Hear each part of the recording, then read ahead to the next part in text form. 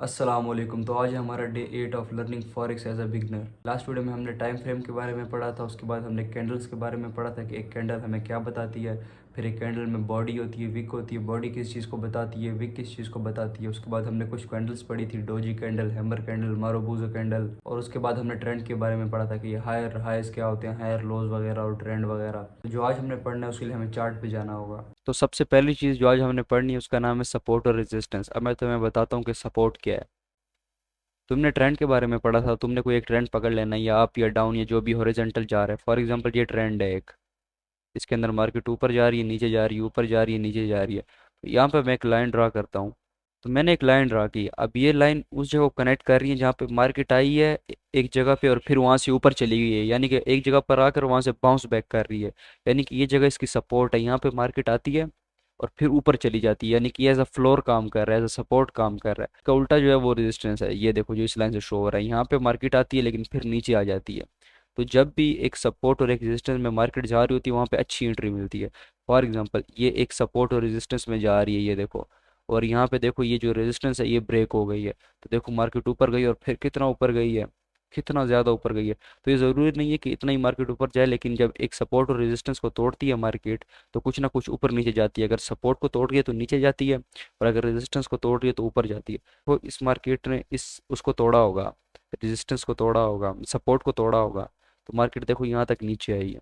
यानी कि जब भी एक मार्केट एक सपोर्ट और रेजिस्टेंस को तोड़ती है तो वो कुछ ना कुछ, अगर सपोर्ट को तोड़ती है तो नीचे की तरफ कुछ ना कुछ मूव करती है, और अगर रेजिस्टेंस को तोड़ती है तो ऊपर कुछ ना कुछ मूव करती है। तो ये होता है सपोर्ट और रेजिस्टेंस। देखो यहाँ पे मैंने एक और सपोर्ट और रेजिस्टेंस ड्रा किया है, ये देखो ये वाला पॉइंट, ये वाला पॉइंट, ये वाला पॉइंट। ज़रूरी नहीं कि फ्लैट ही हो सपोर्ट और रेजिस्टेंस। तुमने वो वाले पॉइंट ज्वाइन करने हैं जहाँ पे मार्केट जो है ऐसे ऊपर नीचे हुई होगी, फिर जो उसकी ऊपर ऊपर वाली जगह है उनको ज्वाइन करने। तुम देखोगे कि वो जो है सारी एक ही लाइन उनको ज्वाइन कर रही होगी।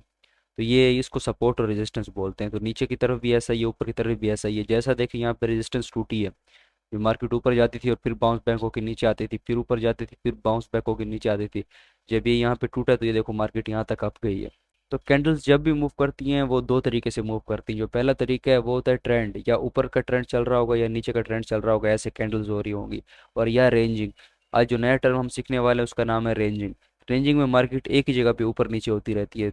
उसके मैं तुम्हें एग्जांपल्स दिखा देता हूँ। ये जो एग्जांपल है ये बेस्ट एग्जांपल है रेंजिंग की। ये देखो मार्केट बस एक ही कैंडल एक ही जगह पे बना रही है। यहाँ पे अब तुम ना अच्छा सपोर्ट ड्रा कर सकते हो, ना अच्छा रेजिस्टेंस ड्रा कर सकते हो। रेंजिंग ऊपर की तरफ भी हो सकती है, नीचे की तरफ भी हो सकती है, सिमेट्रिकल ट्रायंगल भी हो सकती है।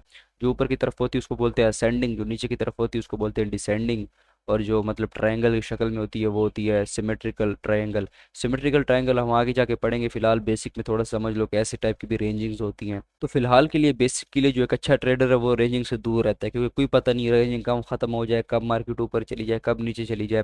तो यहाँ पे फिर एक अच्छा रिस्क मैनेजमेंट लगा के, अच्छा SLTP लगा के, मतलब ट्रेडर्स ट्रेड लेते भी हैं। यहाँ पे एक फार्मूला यूज़ होता है कि बाय लो सेल हाई। कि फॉर एग्जांपल ये रेंजिंग चल रही है यहाँ पे, तो यहाँ से तुम बाय कर लो, जब मार्केट यहाँ पे चल जाए तो सेल कर लो। लेकिन हमें अब फिलहाल हम बिगनर हैं, हम इंडिकेट नहीं कर सकते कि कब मार्केट ऊपर जाएगी कब नीचे जाएगी।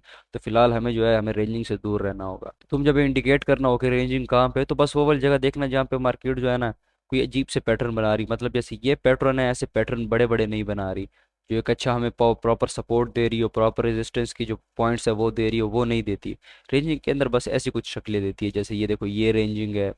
इसके बाद मैं तुम्हें और कुछ दिखा देता हूँ रेंजिंग। ये भी देखो ये भी रेंजिंग है। ये थोड़ा सपोर्ट रेजिस्टेंस है, लेकिन ये भी रेंजिंग हो सकता है अगर ये मतलब अच्छा ना दे तो ये सब जो है रेंजिंग के एग्जांपल्स है। ये रेंजिंग है, ये देखो ये रेंजिंग है। जैसे तुम्हें मैंने बताया था जो ऊपर की तरफ रेंजिंग होती है सेंडिंग, ये सेंडिंग है। देखो ये रेंजिंग है लेकिन ये ऊपर की तरफ की रेंजिंग है। ये देखो ये एक रेंजिंग है, ये फ्लैट हॉरिजॉन्टल रेंजिंग है।